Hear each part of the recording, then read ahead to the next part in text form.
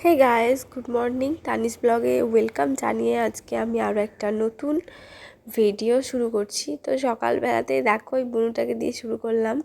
মানে সকাল থেকে ভিডিওটা এখান থেকে স্টার্ট করেছিলাম। ঘুম থেকে উঠে ইন্ট্রো নিতে ভুলে গেছিলাম, তো ভাবিনি যে ব্লগটা সেদিন বানাবো।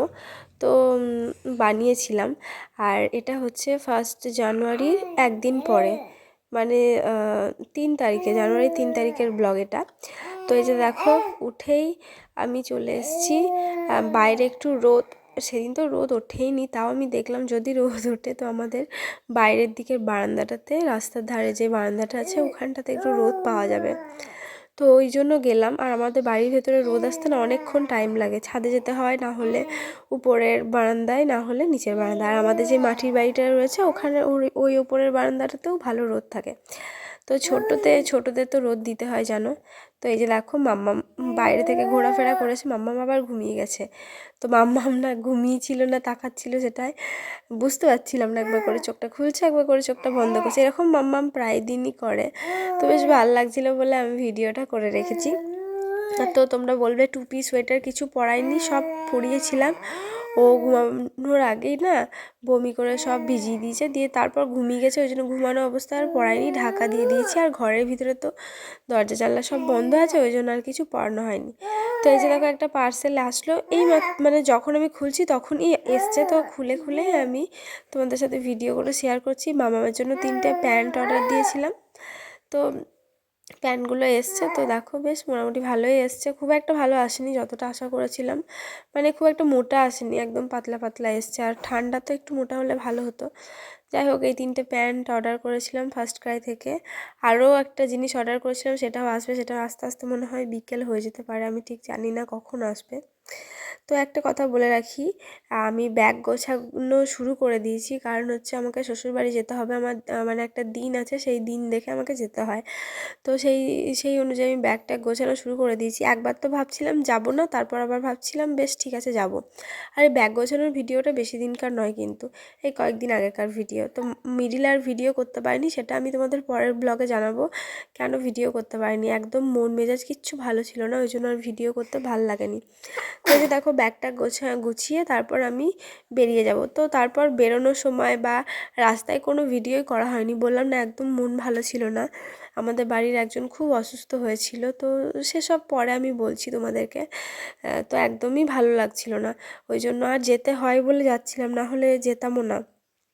হ্যাঁ, তো দেখো আর একটা পার্সেল চলে এসছে, আমার যাওয়ার আগেই এসছে, ভালোই হয়েছিল। তো মামামের জন্য আবার যে ডাইপার অর্ডার করেছিলাম, তো অনেক মানে ডাইপার তো আমি অনেক রকমই ব্যবহার করে নিলাম মামামের জন্য। কোনোটাই আমার ঠিকঠাক লাগে না, সবগুলোই মানে প্যাম্পার্সটা ভালো লাগে মনে হয়, আর বাকিগুলো আমার অতটা ভালো লাগে না। তো এইটা আমি দেখলাম, এর রিভিউগুলো বেশ ভালো আছে হাগিসের। তো এটা আমি দেখলাম, বেশি নিইনি, কমই নিয়েছি, 28টা মতো নিয়েছি। দেখি আগে ওর শ্যুট করে নাকি, তারপর আবার নেওয়া যাবে। তো সত্যি বলছি এই ডাইপারটা খুবই ভালো। তো দেখো এই দেখো আমরা চলে এসেছি, আর মাম্মামকে বসিয়ে দিয়েছি সোফাতে। মাম্মাম খুব সুন্দর বসতে পারে কিন্তু সোফাতে। তো আমরা বাড়ি চলে এসেছি, বাবা আমাদেরকে আনতে গেছিলো, মানে আমার শ্বশুরমশাই আনতে গেছিলো। আর আসার সময় যে খাটটা আগের দিন নিয়েছিলাম না, ওটাও নিয়ে এসেছি। ওটা নিয়ে এসেছি বলতে আমি নিয়ে আসিনি, ওটা অন্য একটা গাড়িতে নিয়ে আসা হয়েছে।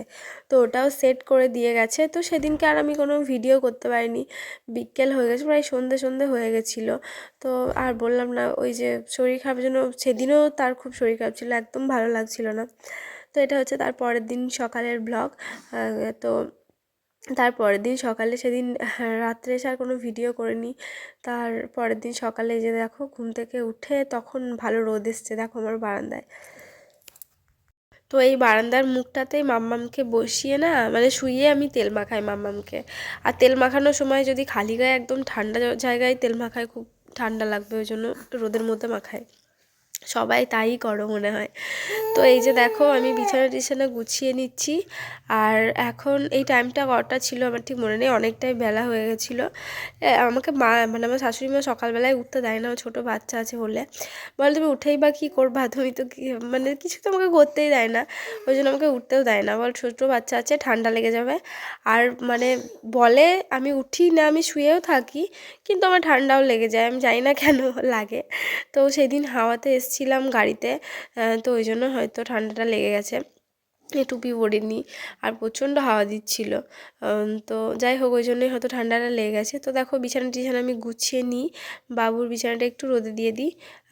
তো তারপরে নিচে যাব, ব্রাশ করব, চা খাবো, মা ওকে ধরবে, তারপর ব্রেকফাস্ট করব, তারপর আবার মা হয়তো আমাকে দিয়ে যাবে। মা তারপর স্নান করে, এইসব করে। আর আমি তারপর ওকে নিয়ে কিছুক্ষণ রাখি, তারপর ঘুম পাড়িয়ে দিয়ে তারপর ওর যেসব জামা কাপড়গুলো আছে সেগুলো ধুয়ে নিই।